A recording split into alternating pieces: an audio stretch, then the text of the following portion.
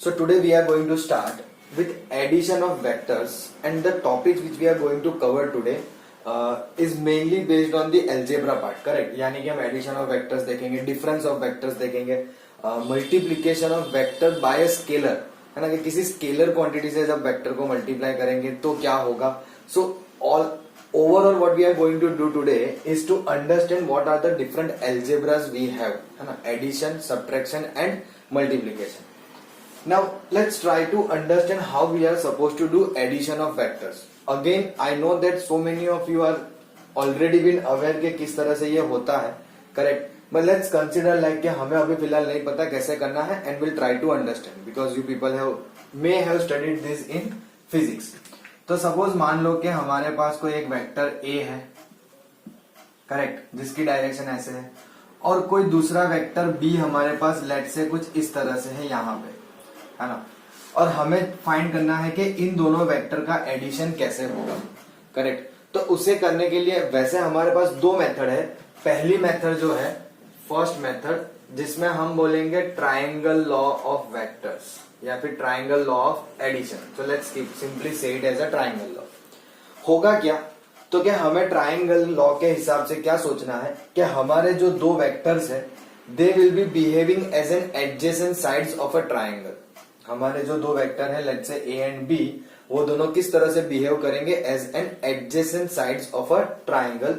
सो एक काम करते हैं, इससे पैरेलली हम मूव कर सकते, करेक्ट, वो मूव कर सकते हैं ना एज अ फ्री वेक्टर. हमने देखा था इंट्रोडक्शन पार्ट में, है ना. So if I move freely, तो इससे पैरेलली हमने मूव करके यहाँ पे ले लिया, considering the same magnitude and all those things, जो भी इसकी लेंथ है वगैरह सब सेम है, ऐसा हम अभी एज्यूम कर लेंगे, करेक्ट. और सेम वे बी वाला वेक्टर, अगर बी वाला वेक्टर सॉरी वो हमने फ्रीली मूव किया तो वो कुछ यहाँ पे आ गया, this is vector B, correct. So what does triangle law of addition of vector says that if the two vectors which are acting as a adjacent sides of a triangle, तो आपकी जो थर्ड साइड होगी, the third side will be behaving as an resultant or you can say addition of these two vectors in the opposite direction. अब ये मतलब क्या आ गया opposite direction, तो क्या ध्यान से समझना, क्या कहा कि vector A in this direction, vector B in this direction. तो हमने क्या किया है, इसकी एक डायरेक्शन ऐसे घुमाई है from anti clockwise direction, correct.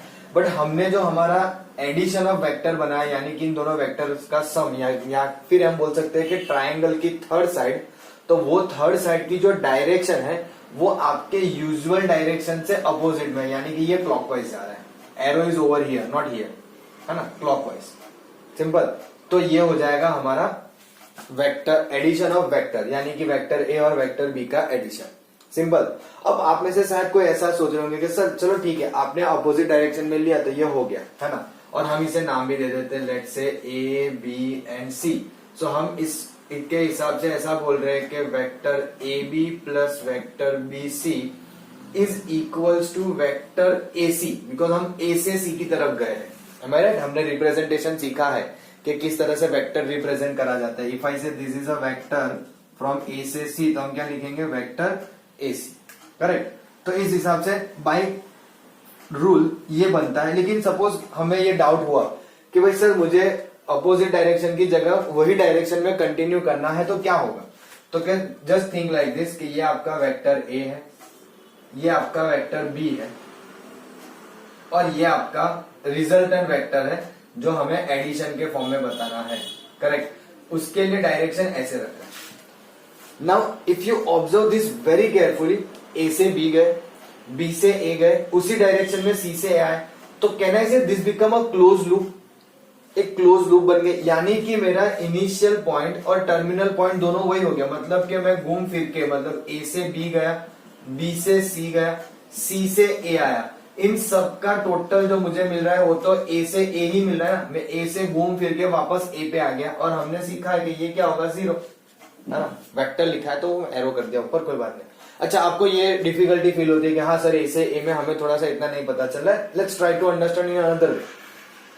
Bye actual triangle law of vector addition हमने क्या कहा कि A B plus B C जो होता है वो ए सी होता है. तो replace this value as A C, plus ये है हमारे लिए सी ए. जैसे वापस यहाँ पे आते, अगर हम ए से सी बोल रहे तो हम वेक्टर ए सी बोलते हैं, लेकिन यही सेम चीज की अगर डायरेक्शन चेंज की हो इस तरह से तो हम बोलते हैं कि ये सी ए होगा, या फिर इसे बोलेंगे हम minus A C, isn't it? तो आप दोनों में से जिसको नेगेटिव में कन्वर्ट करना चाहो कर लो, eventually this will become zero only, eventually it will become zero only, है ना? तो ये आपका ट्राइंगल लॉ है। क्या कह रहा है कि आपके जो दो वेक्टर्स है वो किस तरह से बिहेव करने चाहिए as an adjacent sides of a triangle, और आपका जो एडिशन ऑफ वेक्टर बनेगा वो कैसे बनेगा? तो it will be the third side but in the opposite direction, correct? ये हो गया वेक्टर एडिशन। अब डिफरेंस भी इसी के साथ साथ समझ लेंगे, क्योंकि कोई ज्यादा इतना फर्क होता नहीं है डिफरेंस में। जस्ट थिंक लाइक दिस कि सपोज ये आपका वेक्टर ए है ना? Now vector B if it goes in this direction तो हमने पॉजिटिव बोला है, and if we simply change the direction तो वो नेगेटिव हो जाता है। यानी कि अब बी की डायरेक्शन जो है वो कुछ ऐसे हमने कंसीडर कर ली, यहां पे we just simply change the direction, इस डायरेक्शन की जगह हम उसको इस डायरेक्शन में लेके जा रहे हैं, तो इसकी वैल्यू क्या हो जाएगी?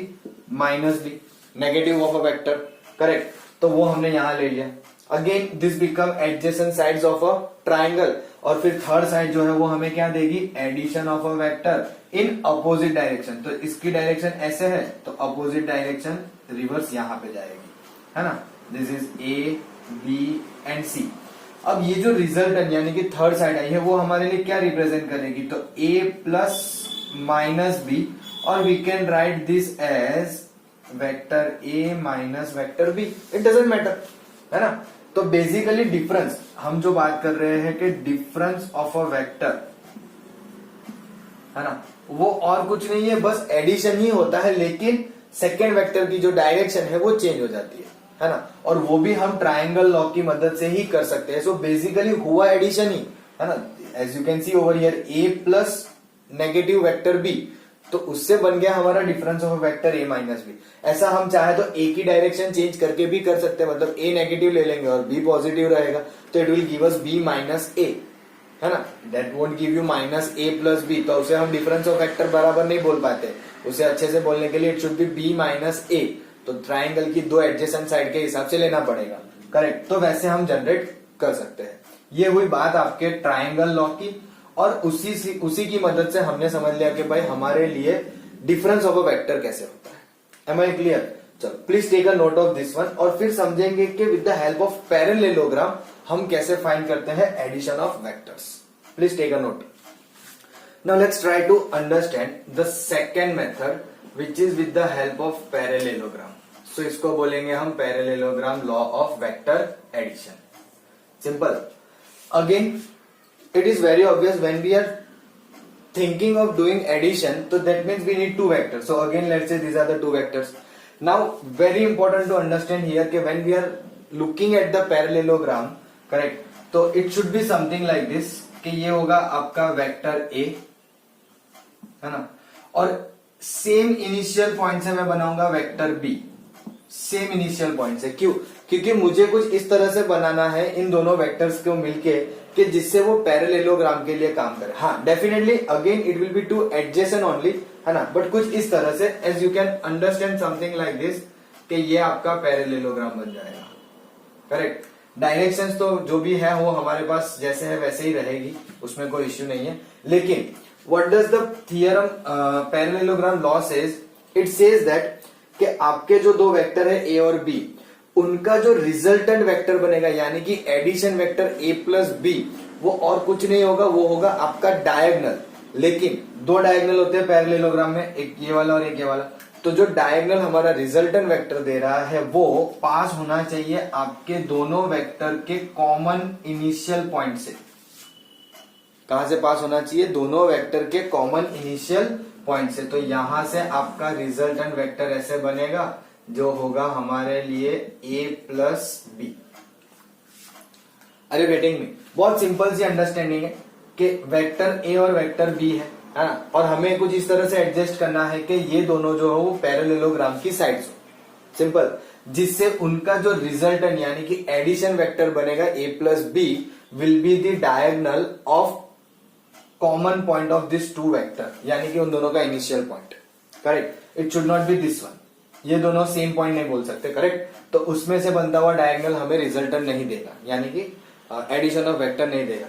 This is not something new, आपने ये बहुत बार शायद फिजिक्स में देखा होगा, correct. So still from my part it is something like this. Now can I say something like this के parallelogram and triangle law both are not that different at all. दोनों में कुछ इतना ज्यादा डिफरेंस है नहीं, इतना क्या मैं मानू कुछ नहीं। अब ये कैसे हो सकता है, तो जस्ट ट्राई टू अंडरस्टैंड कि if it is a parallelogram तो I can say this is also vector B. If this particular one is vector B तो ये भी तो वेक्टर बी हुआ ना, सेम डायरेक्शन सेम मैग्नीट्यूड वगैरह तो सेम है, तो it will be also vector B. तो आप अगर ऊपर का ट्राइंगल इग्नोर करो, है ना, तो आपको इजीली दिख रहा है कि ये वेक्टर ए है ये वेक्टर बी है, तो ये आपके ट्राइंगल की थर्ड साइड से बन गया। सेम थिंग आप यहां से भी अप्लाई कर सकते हो कि consider this as vector A, because अगर ये वेक्टर ए है तो ये भी वेक्टर ए होगा। अब नीचे का ट्राइंगल इग्नोर करो, नीचे का, अब जब नीचे का ट्राइंगल आप इग्नोर कर रहे हो तो b प्लस ए, अब a प्लस बी लिखो या b प्लस ए लिखो, हम जनरली कॉम्पिटेटिव सेटिस्फाई करवाते हैं, बट डोंट वरी, इसके बाद हम प्रॉपर्टीज की बात करने वाले हैं जिसमें competitive is the first property होगी हमारी। तो यहाँ पे कॉम्पिटेटिव हमें दिख रहा है सेटिस्फाई होते हुए ऑलरेडी, है ना। सो बेसिकली हम ये बोल सकते हैं कि triangle law is equivalent to parallelogram law, है ना, या फिर उल्टा लिखा एक्चुअली, चलो दोनों एक दूसरे को इक्विवेलेंट होते हैं तो कोई बात नहीं। Two laws of vector addition are equivalent to each other, मतलब एक दूसरे से इक्विवेलेंट है। ट्राइंगल पैरेललोग्राम से, पैरेललोग्राम ट्राइंगल से, समहाउ हमें दोनों में सेम चीजें ही दिख रही है कि किस तरह से हम वेक्टर एडिशन करेंगे, सिंपल। तो ये हुआ आपका पैरेललोग्राम की मदद से vector addition, it's not that difficult at all. अब जैसे मैंने कहा कि हम बात करेंगे प्रॉपर्टीज, है ना, और हम बात करेंगे properties of vector addition only.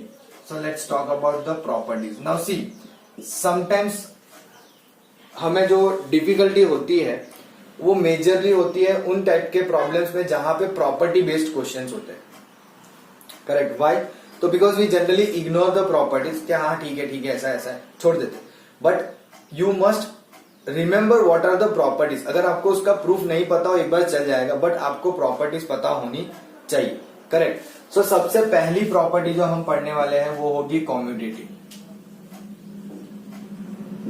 Correct. अब कॉम्यूटेटिव प्रॉपर्टी मैंने ऑलरेडी आपको यहाँ पे एक्सप्लेन कर दी, मैंने ये फिगर अभी जानबूझ के रहने दिया है क्योंकि आई जस्ट टोल्ड यू के a plus B equals to B plus A, और वो कॉम्यूटेटिव प्रॉपर्टी आप इस फिगर पे से एकदम इजीली समझ सकते हो, एकदम इजीली, कोई डिफिकल्टी नहीं फील होगी आपको। जैसे मैंने पहले कहा कि ऊपर का ट्राइंगल हाइड कर दो तो आपको ये a प्लस बी मिलेगा, बट जैसे आपने नीचे का ट्राइंगल हाइड किया तो b plus A will give you this resultant vector, तो वो दिखेगा b plus A, isn't it. तो a प्लस बी और b प्लस ए दोनों हमें तो सेम डायगोनल के फॉर्म में ही दिख रहा है, डायगोनल भी चेंज नहीं हो रहा है, लेंथ चेंज नहीं हो रही है, डायरेक्शन चेंज नहीं हो रही, कुछ चेंज नहीं हो रहा है। So this is how we can identify कि हाँ कॉम्यूटेटिव लॉ यहाँ पे वैलिड है। अब कई बार बहुत सारे बच्चे ऐसा सोचते हैं कि सर कॉम्यूटेटिव लॉ तो ऑलमोस्ट हर एक जगह वैलिड होती है, नहीं, क्यों? तो देखो हमने मैट्रिसेस में भी देखा कॉम्यूटेटिव लॉ वैलिड है, वेक्टर में भी देख रहे हैं कॉम्यूटेटिव लॉ वैलिड है, बहुत सारी जगह पे। लेकिन when we talk about a difference में कभी भी कॉम्यूटेटिव लॉ वैलिड नहीं होता है ना। आप कोई भी दो नंबर का सब्ट्रैक्ट कर लो और उसको रिवर्स करके सब्ट्रैक्ट करो, यानी कि 3 - 2 and 2 - 3, they won't give you the same answer, as simple as that, correct. तो हर एक जगह पे कॉम्पिटिटिव लॉ सेटिस्फाइड हो जाए ऐसा जरूरी नहीं है, यहाँ पे हो रहा है, that's a good thing for us, है ना। चलो उसके बाद बात करते हैं एसोसिएटिव। नाउ एसोसिएटिव भी हमें पता है होता क्या है, actually it is the addition of 3 vectors.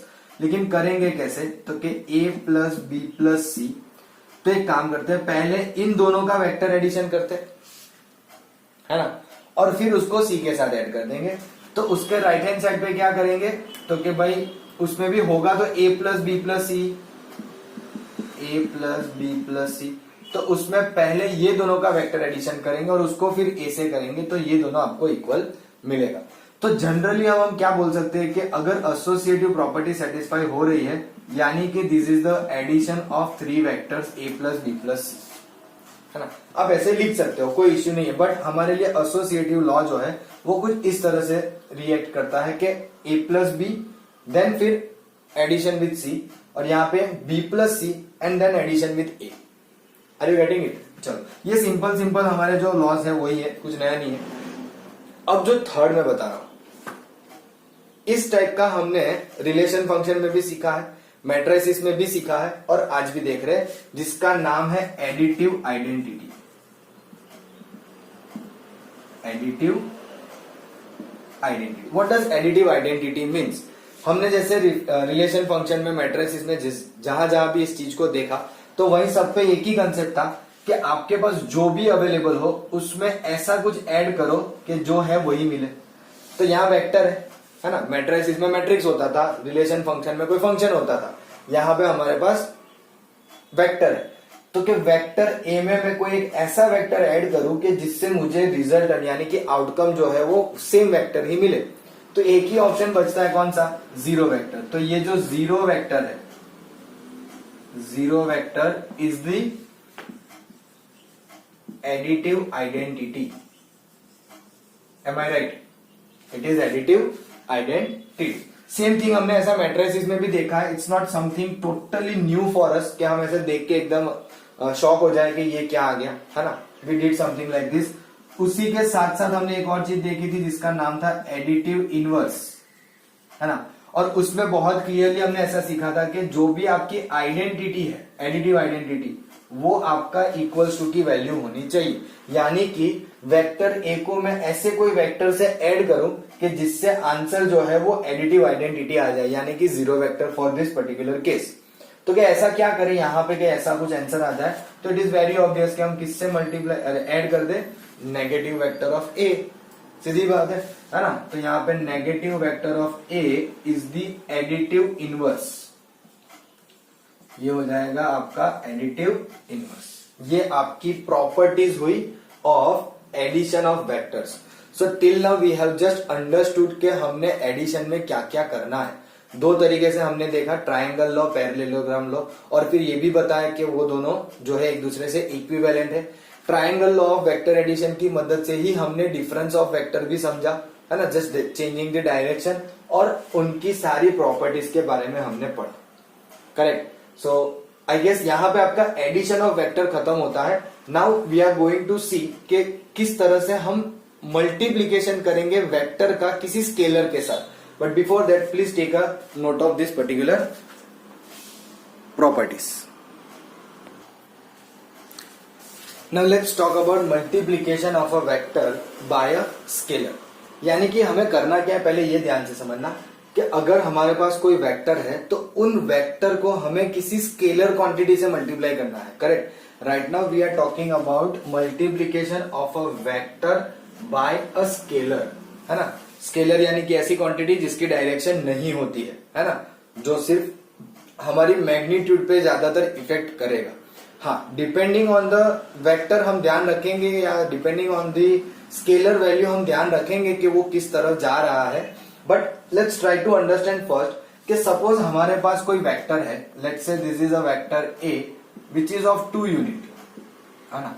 I told you before also कि 2 यूनिट का मतलब क्या होता है कि यहाँ पे हम इसको मेजर कर रहे हैं एज अ 2 यूनिट, है ना। This is as 1 unit and this is as second unit. तो सपोज मान लो कि हमने हमारे इस वेक्टर को 1/2 से मल्टीप्लाई किया, है ना। So if this vector is of 2 unit, तो 1/2 ऑफ वेक्टर है कितना हो जाएगा? सिंपली 1 यूनिट का बनेगा। सीधी सी बात है। एम आई राइट और रॉन्ग? है ना। चलो, तो ठीक है, 1/2 से क्या। अब सपोज मान लो 2 से मल्टीप्लाई किया होता तो, so if I multiply by 2 तो it is already of 2 unit, और 2 से मल्टीप्लाई करूंगा तो ये कितने यूनिट का हो जाएगा? 4 यूनिट का। 1 2 3 एंड 4। बट लिखेंगे कैसे? 2a only. Correct? But by chance अगर हमने इसको कोई ऐसे स्केलर से मल्टीप्लाई किया विच इज नेगेटिव, आप यहां पे एक बहुत अच्छे से एक चीज ऑब्जर्व कर सकते हो कि whenever we multiplied with some scalar quantity, तो इसके सिर्फ मैग्नीट्यूड में डिफरेंस आया है, मैग्नीट्यूड में चेंजेस आए। यहाँ पे 2 यूनिट था, 1 हो गया, फिर यहाँ 4 हो गया, है ना। So there is a change in magnitude only when we have multiplied with a scalar. लेकिन ऐसे स्केलर है जो सारे पॉजिटिव है, what happens if we multiplied with a negative scalar quantity? कोई स्केलर क्वांटिटी नेगेटिव भी तो हो सकती है ना. सो जस्ट इन केस मान लो कि हमने मल्टीप्लाई किया -2 से, है ना, तो क्या हो जाएगा? तो it will be simply in the opposite direction. लेकिन आपकी 4 यूनिट तो है, वो तो रहेगी, है ना. ए जो है वो 2 यूनिट का है, तो ट्वाइस करने से 4 यूनिट तो होगा, but because of negative its direction changes. ध्यान रखना, जब आप पॉजिटिव स्केलर क्वांटिटी से मल्टीप्लाई करोगे तो उसके मैग्नीट्यूड में चेंजेस आएगा, है ना, डायरेक्शन सेम रहेगी. But when you multiply with a negative scalar quantity तो उसकी डायरेक्शन चेंज हो जाएगी. मैग्नीट्यूड तो चेंज होगा ही होगा, लेकिन डायरेक्शन भी चेंज में सिर्फ एक ही चीज हो सकती है, अपोजिट, है ना. It is not possible something like this कि मैंने इसको कुछ मल्टीप्लाई कर दिया और इसका एंगल ऐसे वेक्टर इधर चला गया. That's not possible. Vector either go in the same direction or in the parallel direction. It won't change the alignment, है ना. वो पैरेलली ही मूव करेगा, जो करना है वो ऊपर नीचे नहीं जा सकता. सिंपल. तो पैरेलल भी नहीं बोलेंगे फिलहाल, तो उसी डायरेक्शन में या अपोजिट डायरेक्शन में एज इट इज, ज्यादा ऊपर नीचे नहीं करना है. अगर मान लो 1 से मल्टीप्लाई किया तो, अगर 1 से मल्टीप्लाई कोई फर्क नहीं पड़ेगा ना, जो वेक्टर है वही रहेगा 2 यूनिट का, है ना. अगर -1 से मल्टीप्लाई कर दिया तो डायरेक्शन चेंज हो जाएगी. This is -a.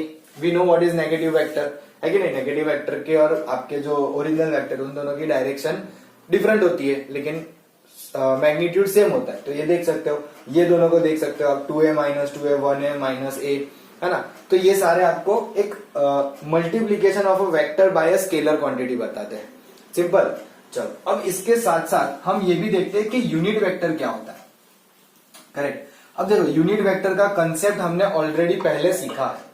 Correct. We understood about unit vector before also, है ना, in the introduction class. Correct. जब हमने इंट्रोडक्शन में देखा था तो हमने ऐसा कहा था कि यूनिट वेक्टर क्या होता है. तो क्या सपोज ये दो यूनिट का है, ये 4 यूनिट का है, तो उसमें एक यूनिट का ये होता है, उसे हम यूनिट वेक्टर बोलते हैं. दिस मच वैल्यू ओनली, है ना. पूरी लेंथ नहीं कवर करनी है हमें, दिस मच वैल्यू फाइंड करनी है, जिसको हम यूनिट वेक्टर बोलेंगे. तो यूनिट वेक्टर जो है वो कैसे बोलते हैं, तो कि unit vector in direction of A,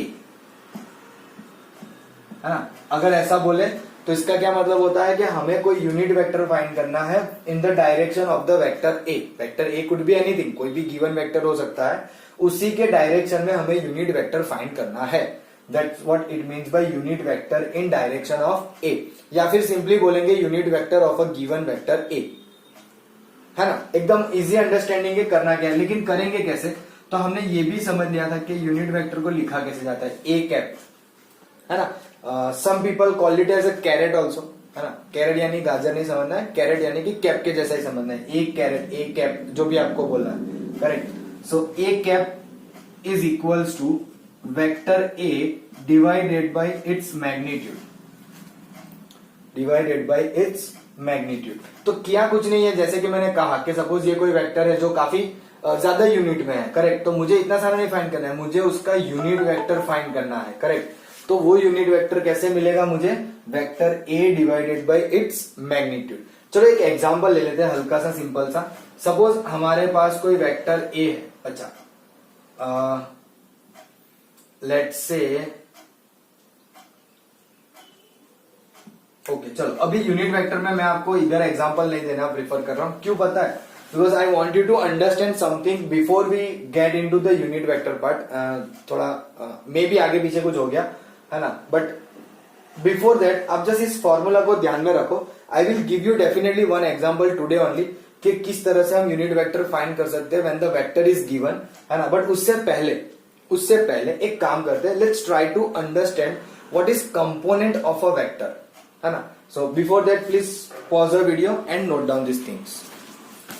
now let's try to understand component of a vector. Now what do we mean by component of a vector. देखो, हमने वेक्टर का रिप्रेजेंटेशन सीख लिया, है कि नहीं, कि वेक्टर को कैसे रिप्रेजेंट करते हैं. उसका पोजीशन वेक्टर भी सीख लिया, लेकिन हमने कंपोनेंट ऑफ अ वेक्टर यानी कि एग्जैक्टली उस वेक्टर को लिखेंगे कैसे वो नहीं देखा. हमने पता है कि भाई ओपी एक पोजीशन वेक्टर है, लेकिन वो ओपी लिखा कैसे जाता है in the form of vector, उसे समझने से पहले एक काम करते हैं. हम एक छोटी सी और एक चीज समझते हैं। लेट्स से कि ये आपका 3 डायमेंशनल प्लेन है जिसमें ये एक्स एक्सिस है, ये वाई एक्सिस है और ये जेड एक्सिस है ना। हम यहाँ पे देख रहे हैं कि यूनिट क्या आएगा, करेक्ट, कि अगर मुझे component of a vector unit vector के फॉर्म में लिखना है या उस आइडिया के हिसाब से लिखना है तो उसे किस तरह से लिखेंगे।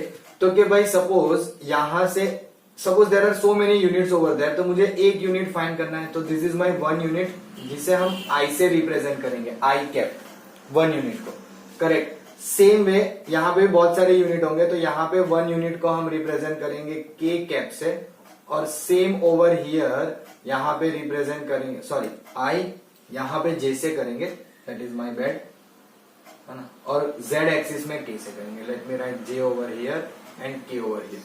अच्छा, और एक चीज मैं अगर आपको बताऊं तो इसके कोऑर्डिनेट्स भी हम बता सकते हैं। एक्स कोऑर्डिनेट 1 बाकी के 0, यहाँ पे वाई कोऑर्डिनेट 1 बाकी के 0, यहाँ पे सिर्फ जेड कोऑर्डिनेट 1 और बाकी के 0, करेक्ट। सो इसकी मदद से अब हम ये देखेंगे कि हम कंपोनेंट ऑफ अ वेक्टर कैसे रिप्रेजेंट करते हैं। तो again consider this is a plane, है ना, 3 डायमेंशनल स्पेस।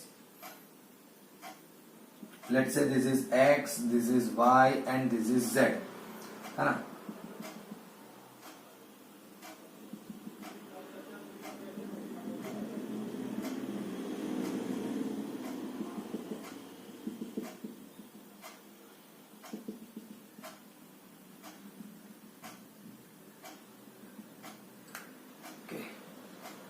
कुछ गड़बड़ हो गया, क्या गड़बड़ हो गई?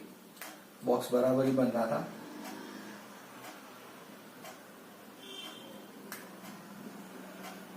या चलो इस तरह से, करेक्ट। और मान लो कि ये आपका पोजीशन वेक्टर P है जिसको हमने ऐसे करके ज्वाइन कर दिया, ये आपका ओरिजिन O है।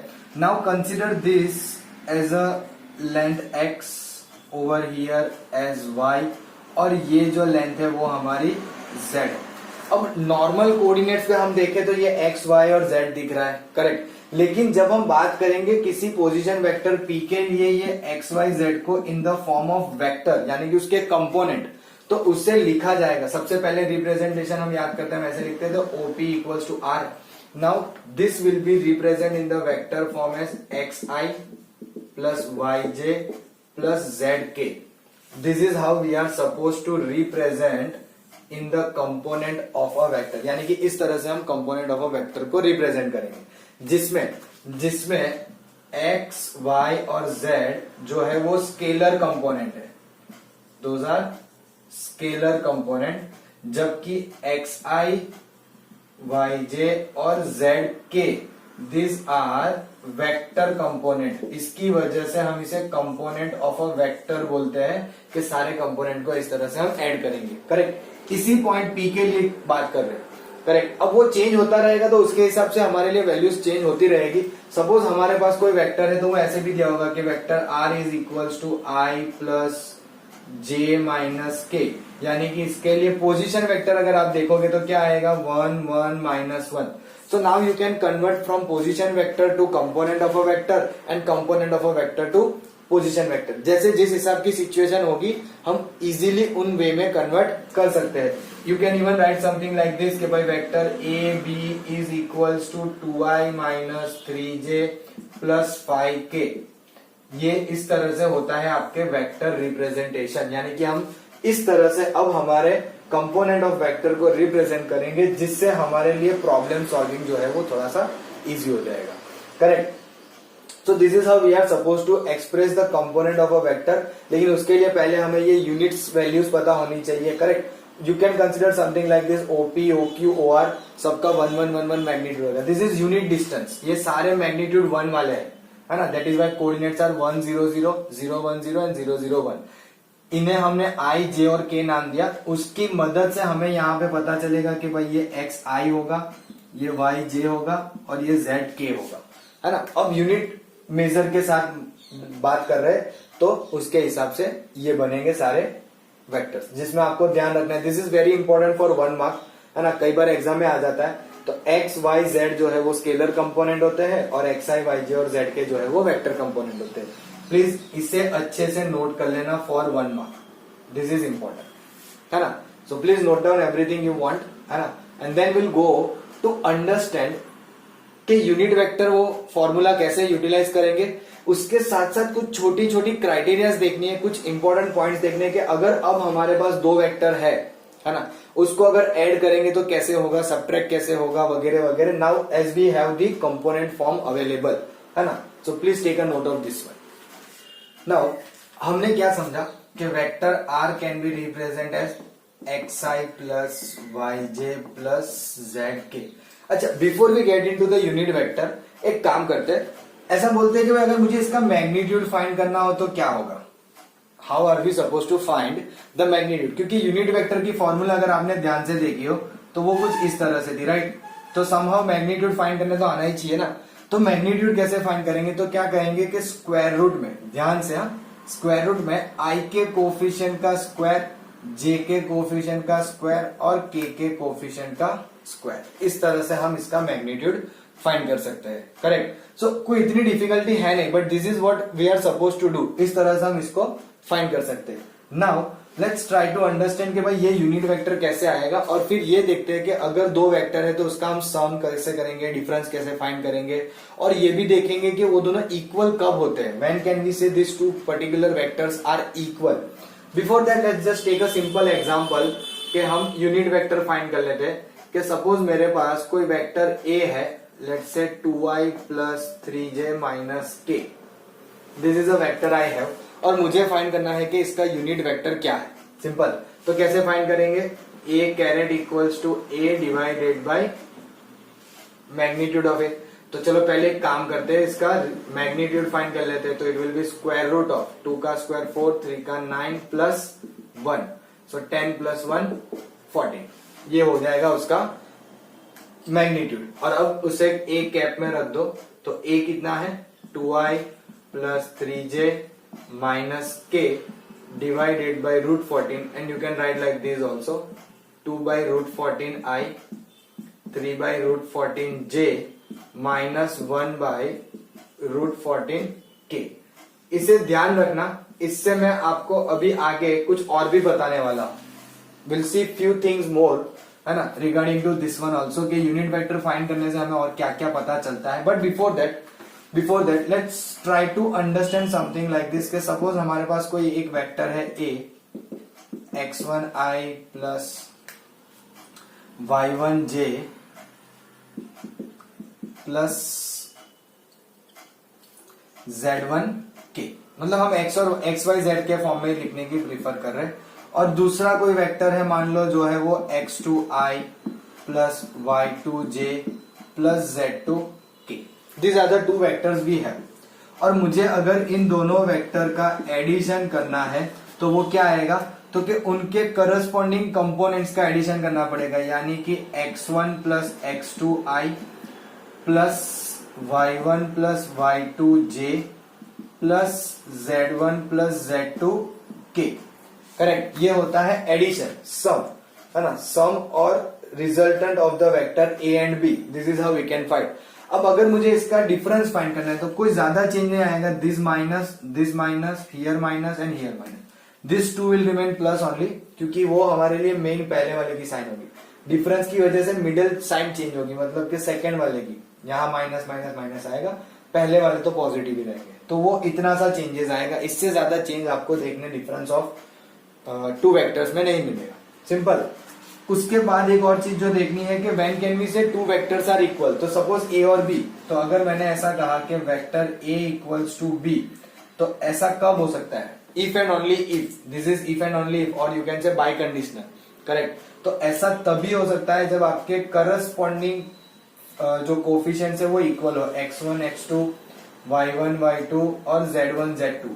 अगर ये तीनों तीन इस तरह से इक्वल होते हैं तो हमारे लिए ए और बी दो वेक्टर इक्वल होंगे, otherwise not. Same thing goes कि अगर ये दोनों इक्वल है तो ये हमारे लिए इक्वल मिलने चाहिए. That is why we called it as a biconditional, है ना.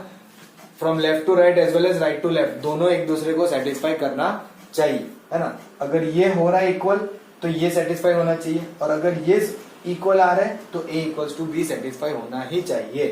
करेक्ट. ये हुआ हमारे लिए दो वेक्टर इक्वल कब होते हैं उसकी कंडीशन. Equal vectors, simple. उसके बाद एक और चीज देखते हैं कि सपोज आपके पास कोई वेक्टर अवेलेबल है ना, और आप उस वेक्टर को किसी स्केलर से मल्टीप्लाई कर रहे हो, जैसे हमने कंसेप्ट देखा, तो उसी कंसेप्ट को यहाँ पे यूटिलाइज कर रहे हैं कि सपोज मेरे पास कोई वेक्टर ए है विच इज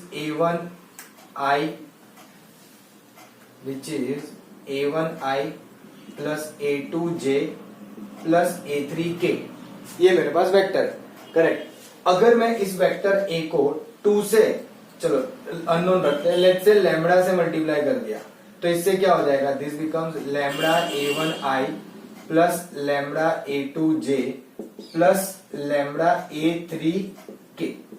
ये आपको ध्यान रखना पड़ेगा। This is not something which you can just suddenly realise. क्यों? क्योंकि ऐसा तो इजी है, आराम से पता चल जाएगा कि अगर मेरे पास कोई वेक्टर a इस तरह से है 2i plus 3j minus k, और अगर मैं वेक्टर a को 2 से मल्टीप्लाई कर दूं which is a scalar quantity, हाँ, तो मल्टीप्लाई कर देंगे तो दिस बिकम्स 2 2 4, 3 2 6 एंड 2 1 2, उतना चेंजेस आ जाएगा, करेक्ट। ये आप छोटी छोटी चीजें थोड़ी सी ध्यान में रख सकते हो, करेक्ट। यूनिट वेक्टर मैंने कहा, वैसे हमें ये और अच्छे से यूटिलाइज करना है, सम इतना ही होता है, लेकिन इसके थ्रू हम कुछ और भी समझने वाले हैं इन टुडेज क्लास में भी, but before that you can note all this things now. अच्छा, एक और छोटी सी बात रह गई, सॉरी। अब जैसे हमने यहाँ पे दो वेक्टर्स को इस तरह से चेक किया, उसी तरह से दो वेक्टर्स को जैसे हमने चेक किया, वैसे स्केलर के साथ के भी कुछ डिस्ट्रीब्यूटिव लॉस जैसा कुछ हम बोल सकते हैं कि ऐसा भी हमारे लिए पॉसिबल होता है ना। फॉर इंस्टेंस सपोज के दो स्केलर है k और m, तो अगर ये है ka1 और ma, हाँ, कि भाई जैसे यहाँ पे बोला ना कि वेक्टर a को लैम्बडा से मल्टीप्लाई करे, तो मान लो कि वेक्टर a को k से मल्टीप्लाई किया प्लस वेक्टर a को m से मल्टीप्लाई किया, तो you can do something like this के k प्लस m कॉमन लेके वेक्टर a बोल सकते हो, सिंपल। उसी तरह से कुछ ऐसे भी हो सकता है कि k into m vector a, तो it becomes k into m vector a को बाहर ले लो, सिंपल। और एक चीज इस तरह से हो सकती है कि k को सपोज मल्टीप्लाई किया है किसी दो वेक्टर से, तो it will give you ka plus k vector b, है ना। तो ये वाला पर्टिकुलर कंसेप्ट अगर हमें स्केलर मल्टीप्लीकेशन समझ में आता है, तो ये वाले में हमें कोई भी डिफिकल्टी होगी नहीं। Very simple and easy to understand, correct. चलो, now you can take a note of this one and then we'll talk about some condition of collinearity और direction cosine और direction ratio कैसे find करेंगे, correct। Before that please take a note of this one. Now let's try to understand condition of collinearity। देखो, हमने collinearity पे बहुत अच्छे से डिस्कशन किया था इन द इंट्रोडक्शन क्लास, है ना, पहला ही जो क्लास हमने इस चैप्टर का लिया था। वी टॉक्ड अबाउट दैट के जो भी लाइन है वो सेम डायरेक्शन में रहेगी, बट पैरेलली आप उसे मूव कर सकते हो, उससे ज्यादा आप उसमें कुछ कर नहीं सकते, करेक्ट। तो उसी को थोड़ा सा ध्यान में रखते हुए हम बात करते हैं यहाँ पे कि सपोज मेरे पास ये कोई वेक्टर ए है, let me draw little bit horizontal, क्योंकि मैं सारी हॉरिजॉन्टल लाइन बनाऊंगा। So let's say this is my vector A, this is my vector B, and let's say this is over here my vector C. मतलब ऐसे कोई वो race लगी हुई हो ऐसा लग रहा है, बट ऐसा कुछ है नहीं, है ना। So this is vector A, vector B, vector C, and if you observe very carefully, वो सब जो है वो पैरेलली ही डिस्प्लेस हुए है ना। यही एक डायरेक्शन को फॉलो कर रहे हैं और थोड़ा सा पैरेलली वो डिस्प्लेस हुए। हाँ, कोलिनियर में हमने बोला भी था कि सेम लाइन में होना या पैरेलल होना वो कोलिनियरिटी की प्रॉपर्टी है, करेक्ट। डायरेक्शन में भी अपोजिट हो सकती है, यहाँ पे अभी फिलहाल हमने ली नहीं है, सब सेम डायरेक्शन में रखा है। पहले समझते हैं कंडीशन क्या है, फिर उस पे से हम उसको अपोजिट डायरेक्शन में भी बात करेंगे, है ना। तो सपोज हम ए के रेफरेंस में सबको बात करते हैं, ए के रेफरेंस में, और मान लो कि ए का जो यूनिट है वो समथिंग 2 है। चलो अभी यूनिट के बिना बात करते हैं, लेट्स टॉक रैंडमली, है ना। बस इतना समझेंगे कि ये थोड़ी छोटी है वो बड़ी है, इस तरह से हम थोड़े यूनिट के बिना बात करते हैं।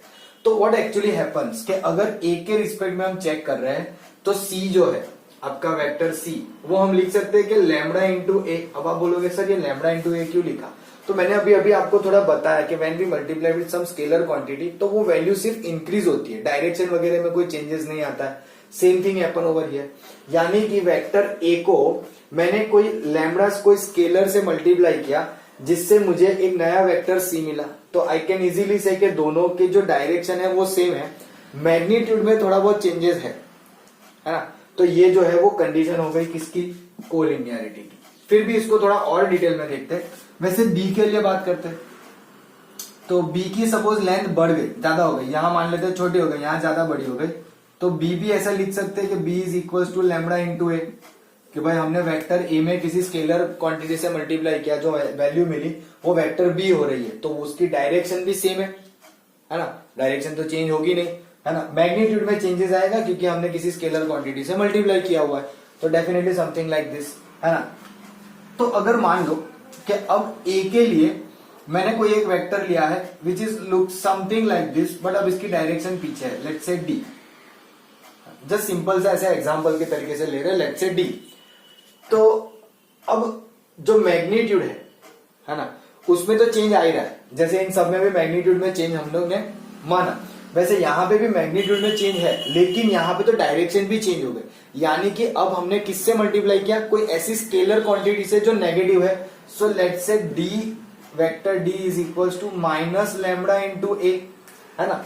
ए की डायरेक्शन चेंज की, यानी कि माइनस से तो मल्टीप्लाई करना ही था, लेकिन उसकी मैग्नीट्यूड भी चेंज हो रही है, तो लैम्बडा से मल्टीप्लाई कर दिया। तो ओवरऑल हम जनरली ऐसा बोल सकते हैं कि vector A equals to lambda into vector B, ये जनरली मैंने बात की, है ना, जिसमें ध्यान से देखना, जिसमें लैम्बडा ग्रेटर देन 0 तो same direction, M I right, direction change नहीं होगी जब लैम्बडा ग्रेटर देन 0 होगा। देखो ये वाली और ये वाली दोनों में लैम्बडा पॉजिटिव है, तो same direction. Magnitude will definitely change, magnitude में चेंज ना हो ऐसा पॉसिबल हो ही नहीं सकता जब तक वो दोनों इक्वल वेक्टर ना हो, क्योंकि अगर ए और बी इक्वल है तो मैग्नीट्यूड में चेंज नहीं आएगा, करेक्ट। उसी तरह से अगर lambda less than 0, what happens if lambda less than 0, so opposite direction, क्या हो जाएगा, अपोजिट डायरेक्शन। ये दोनों कंडीशन ध्यान रखना, है ना।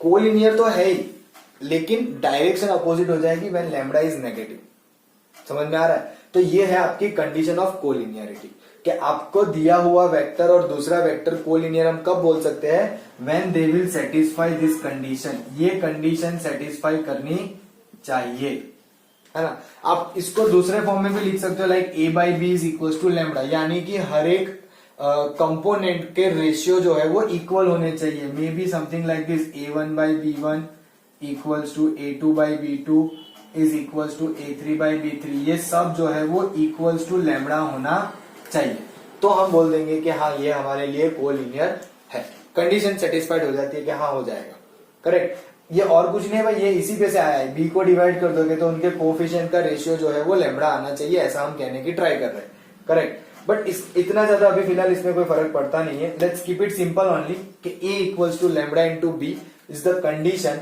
For two vectors to be collinear, है ना, जिसमें लैम्बडा अगर पॉजिटिव होगा तो दोनों वेक्टर की डायरेक्शन सेम रहेगी, अगर लैम्बडा नेगेटिव होगा तो उनकी डायरेक्शन अपोजिट हो जाएगी, करेक्ट। चल ठीक है, हमें यहां से इतनी इजीली पता तो चल गया कि कंडीशन क्या है कोलिनियरिटी की।